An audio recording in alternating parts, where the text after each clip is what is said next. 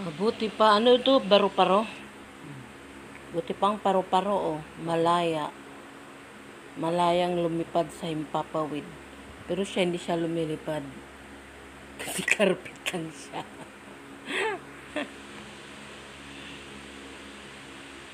Walang magawa eh. Kaya upload na lang habang may oras. Nagandahan kasi ako guys sa sa hugis ng mga niya, butterfly niya. Yung pagkagawa ba niya. Maganda. Oh.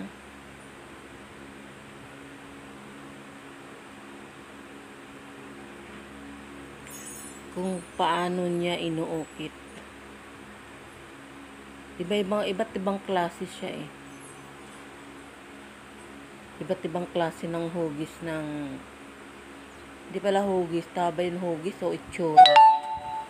Itsura ng paru-paro. Butterfly. So, a butterfly. Ayun o, ito na isa. Ito yung maganda eh. Ito yung gustong-gusto ko.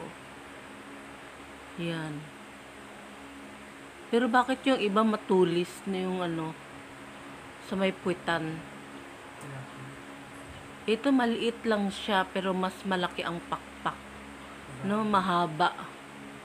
Tapos maganda yung ng mukha niya, yung katawan niya. Ito oh.